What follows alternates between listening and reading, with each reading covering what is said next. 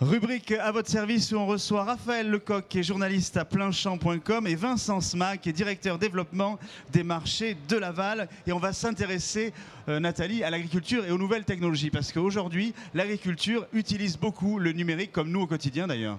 Ben, ils ont raison, hein, parce qu'il y a des métiers de demain qu'on ne connaît pas encore avec l'évolution technologique. Donc je suppose qu'en agriculture, c'est pareil. Raphaël Lecoq, est-ce que le high-tech est dans le pré ? Le high-tech, il est non seulement dans le pré, mais il est également dans les champs de blé, il est dans les vignes, il est dans les serres, il est bien évidemment également dans les machines, dans les tracteurs, dans les moissonneuses-batteuses. Aujourd'hui, tous les secteurs de production agricole sont concernés par les nouvelles technologies. Alors justement, est-ce que le secteur agricole est à la pointe de ces nouvelles technologies? Tout à fait. On va prendre un exemple, par exemple. On a tous à la maison une automobile, mais on n'a pas tous un tracteur. Dans une auto, aujourd'hui, on a un GPS qui a une précision de l'ordre de 10, 15, 20 ou 30 cm. Dans un tracteur, on a une précision au centimètre près. C'est-à-dire qu'on est capable de positionner un tracteur ou une moissonneuse-batteuse dans un champ perdu au milieu de la France à 1 cm près. Un tracteur, c'est 10 tonnes. Une moissonneuse-batteuse, c'est 20 tonnes. Ça a des pneus d'1 mètre de large. Et aujourd'hui, on est capable de positionner ces machines à 1 cm. Et non seulement on les positionne, là où ça va plus loin le tracteur que l'automobile, c'est que le tracteur, on va être capable d'avoir un autoguidage. C'est-à-dire que on est aujourd'hui capable, beaucoup d'agriculteurs le font, on lâche le volant et le tracteur est capable de suivre sa ligne. J'ai vu aussi qu'on pouvait utiliser des capteurs GPS et avoir des accessoires qui nous suivent dans les vignes, dans les trucs comme ça, pour pouvoir ramasser sans... C'est vrai? C'est tout à fait. Ouais. Je vois, Nathalie, que vous êtes effectivement... Ça limite la pénibilité peut-être, c'est ça? Elle a effectivement visité le salon, puisqu'il y a un stand là, pas très loin du plateau de Campagne TV, qui met en œuvre ces petits robots. Donc, ils ont des assistants aux agriculteurs qui suivent les agriculteurs et qui réduisent la pénibilité du travail. Est-ce qu'on sait comment hiérarchiser les agriculteurs parmi les populations connectées? Est-ce qu'ils sont plus connectés que les autres, moins connectés? Alors, je vais vous donner un chiffre. Aujourd'hui, la population agricole, on considère que 87% des agriculteurs sont connectés. Le reste de la population, le taux se situe un petit peu en dessous de 80%. Donc les agriculteurs sont des gens très connectés. Et ça se comprend pourquoi? Parce que les exploitations agricoles, elles sont disséminées sur tout le territoire. Une exploitation agricole, c'est de multiples parcelles, c'est de multiples machines. On a également beaucoup de personnes qui peuvent travailler sur une exploitation. On peut travailler en couple, on peut travailler avec ses frères, avec ses sœurs. On peut avoir des salariés, des associés. Et donc, il faut, aujourd'hui, la technologie nous permet d'interconnecter tout ça. Les parcelles, le personnel, les machines. Est-ce qu'on sait depuis combien de temps ce mouvement est en marche? Alors, ce mouvement, il ne date pas d'aujourd'hui, si vous voulez. Là, on est au Salon de l'Agriculture, porte de Versailles, au sud de Paris. Au nord de Paris, tous les 2 ans, il y a un salon qui s'appelle le CIMA, le Salon de la machine agricole. Et il faut savoir que tous les 2 ans, il y a 200 000 agriculteurs qui se pressent à ce salon. Et on fêtera bientôt le 100e anniversaire de ce salon. Ça veut dire quoi? Ça veut dire que les agriculteurs ont toujours été passionnés par le progrès et qui se sont toujours rués vers les nouvelles technologies. Et on peut le comprendre. Pourquoi? Parce que l'agriculture, c'est un métier pénible. Hein. Comme disait ma grand-mère, la terre est basse. Et que recherchent les agriculteurs quand ils s'intéressent à ces nouvelles technologies?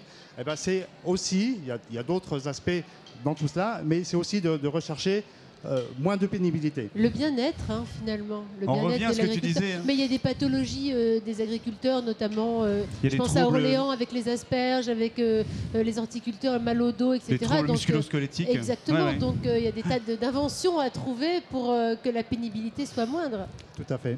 Et justement, est-ce qu'on sait si chaque filière agricole, j'allais dire, a la même chance d'avoir le numérique à son service? Aujourd'hui, aucune filière n'est épargnée. Donc, dans les champs, on trouvera des tracteurs autoguidés. Et donc, les champs, ça va servir les céréaliers. Ouais. Dans les vignes, pareil pour les outils de travail qui interviennent dans les vignes. Par exemple, les machines à vendanger sont aujourd'hui connectées. On est capable aujourd'hui, quand une machine à vendanger passe dans un rang de vigne, de séparer la récolte avec 2 critères qualitatifs différents pour aboutir à 2 cuvées différentes. Est-ce qu'on peut, les détracteurs parce qu'il y a des gens qui disent, voilà, le tout automatique, c'est pas bien, c'était mieux avant. Finalement, on reproduit le geste de l'humain. Tout à fait. Le but, c'est de ne pas perdre, surtout en qualité de travail. C'est de respecter l'environnement dans lequel on travaille, c'est de respecter aussi les personnes qui réalisent le travail. De respecter le produit aussi. On respecte le produit final. Donc, tout le monde est gagnant dans cette chaîne. Alors justement, avec vous, Vincent Smaak, vous êtes constructeur, c'est ça, de machines chez De Laval, c'est ça? Tout à fait, oui. On construit en fait tout l'équipement de traite. Aujourd'hui, il peut s'agir des robots de traite. On parlait de robotisation, donc l'avènement des robots de traite, c'était déjà il y a une quinzaine d'années chez nous. Et maintenant, les nouvelles technologies, on a apporté un deuxième segment dans les nouvelles technologies, c'est la collecte des données. On va proposer des nouvelles technologies pour collecter des données, les traiter pour l'éleveur et lui faciliter la tâche. Quel que soit le type d'élevage? Quel que soit quasiment le type d'élevage, oui, tout à fait. Là, on est spécialisé dans le lait, hein, bien sûr. Donc spécialisé dans le lait, ça veut dire que vous allez mesurer la température, par exemple, du lait qui sort de la vache pour essayer de voir si la vache est en bonne forme, malade. Oui, voilà, en fait, on a développé depuis quelques années des laboratoires, carrément, qu'on intègre avec nos robots de traite, qui permettent en fait de collecter des échantillons de lait et de doser sur ces échantillons de lait quelques molécules, des traceurs qui sont très importants pour le suivi de l'exploitation, pour le suivi de la santé animale. Et ces données vont être traitées et ensuite restituées à l'éleveur pour lui proposer des actions. Et ça peut être aussi, j'allais dire, sur la teneur en calcium, par exemple, du lait ou pas? Oui, enfin pas à ce stade-là. Là, on va même de façon beaucoup plus précise. On va doser aujourd'hui des hormones, on va doser des enzymes, on va doser des corsets toniques. Ça va assez loin dans la technique, toujours dans le but d'améliorer la conduite du troupeau de l'éleveur et lui simplifier la tâche. Et on peut aussi améliorer la conduite du troupeau de l'éleveur géographiquement? Est-ce qu'on peut suivre son exploitation de manière automatique aujourd'hui? Oui, plus ou moins, oui, tout à fait. En fait, il y a les possibilités d'avoir des connexions à distance. On a des applications, on propose aux éleveurs des applications qui leur permettent de prendre contrôle à distance de leur logiciel de gestion de troupeau, par exemple. On ne met pas des GPS sur les vaches quand même?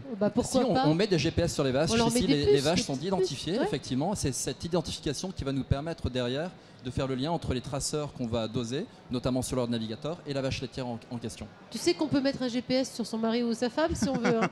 Clac, et on sait où il est. Je vois que tu connais 2-3 techniques. Non, pas du tout, j'imagine des applications. Ça sent le vécu, excuse-moi de te le dire, mais ça sent le vécu. Pas du tout. Alors justement, quel est l'avantage pour les agriculteurs? Alors, l'avantage de ces nouvelles technologies, il réside surtout aujourd'hui dans l'anticipation de leurs actions. On va leur proposer des données, on va les interpréter pour eux, et ils vont voir, grâce à ces nouvelles technologies, des choses qu'ils ne pourraient peut-être pas voir sans cette nouvelle technologie. L'exemple du Herd Navigator est assez criant. Avec le Herd Navigator, en dosant la progestérone, on peut alerter l'éleveur de 36 à 40 heures avant que la vache soit en chaleur qu'il va falloir l'inséminer. Et ça, c'est absolument unique aujourd'hui. Allez, puisqu'un reportage vaut mieux qu'un long discours, je vous propose d'aller sur une de vos exploitations, c'est ça? Tout à fait. Direction donc les Côtes d'Armor pour découvrir justement vos outils connectés. C'est dans les Côtes d'Armor que se situe Pommery Jody, un lycée agricole composé d'un pôle laitier entièrement robotisé où sont élevées les 55 vaches laitières de l'exploitation pour un droit à produire de 620 000 litres de lait. Dans ce bâtiment high-tech, les vaches sont prises en charge par les automates 24 heures sur 24, comme c'est le cas par exemple de Caprice. Je présente Caprice, qui fait partie donc des chouchous de notre élevage. Elle a 9 ans. C'est une vache qui est sortie plusieurs fois en concours avec nous dans le passé, qui a eu l'occasion d'aller déjà aussi au salon de l'agriculture. Et aujourd'hui, donc, on travaille surtout donc, avec les filles de Caprice dans notre élevage, puisque donc, au vu de son âge, donc, on a quelques filles qui sont déjà aussi en production.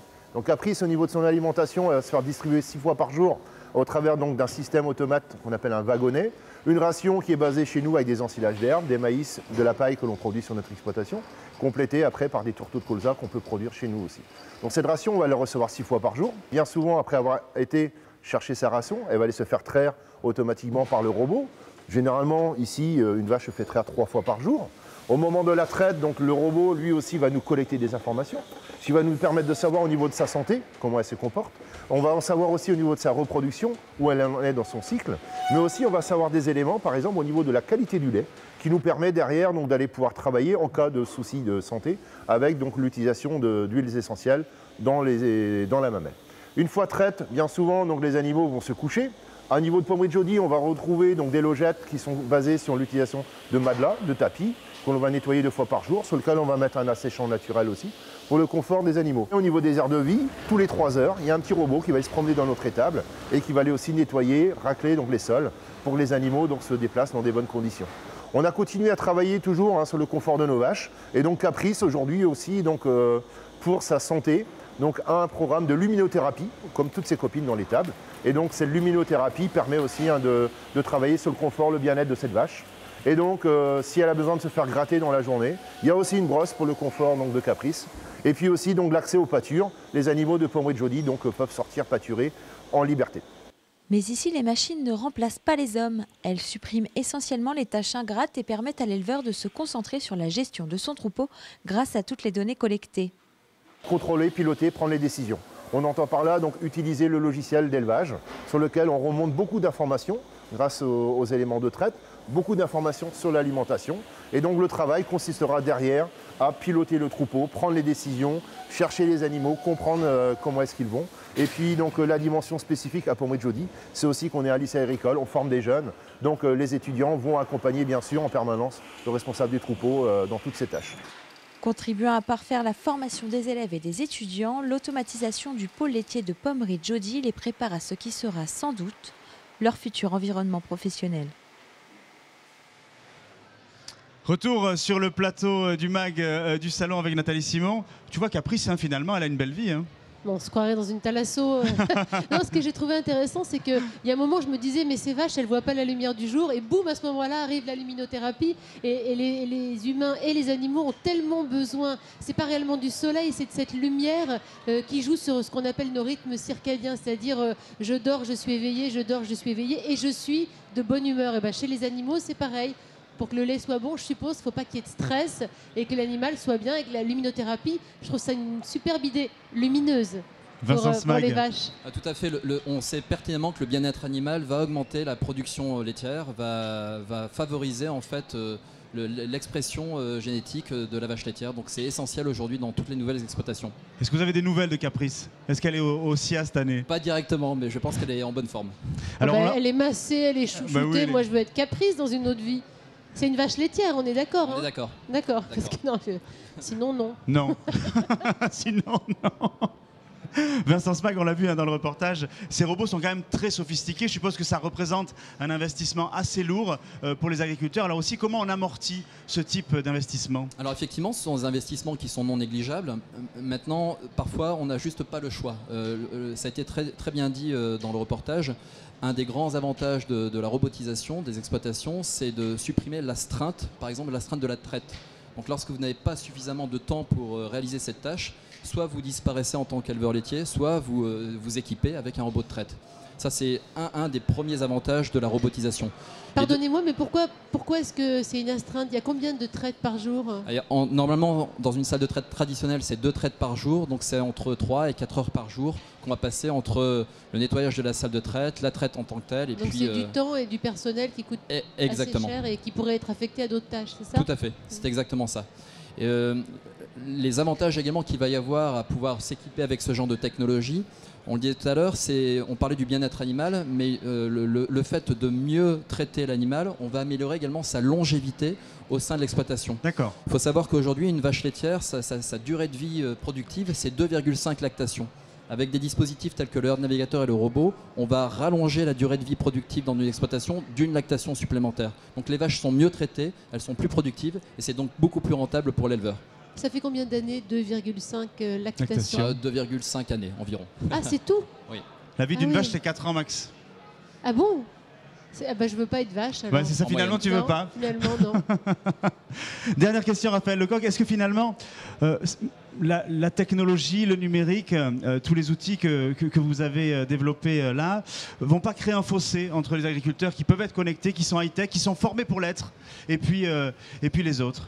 Non, je ne pense pas, parce que le high-tech, en fait, on peut démarrer avec des outils simples et y aller graduellement. L'exploitation qu'on vient de voir là n'est pas passée du jour au lendemain à la robotisation de toute force. Elle y est passée progressivement. Et aujourd'hui, toutes les exploitations agricoles peuvent démarrer tranquillement. Par exemple, je vous ai parlé tout à l'heure du GPS et de l'autoguidage. On n'est pas obligé de passer par un système d'autoguidage très sophistiqué. On peut démarrer par une technologie de base, la goûter, l'appréhender et après se former à d'autres technologies en fonction de ses besoins, en fonction de ses moyens et en fonction de son aspiration à aller vers ces nouvelles technologies. Merci, messieurs.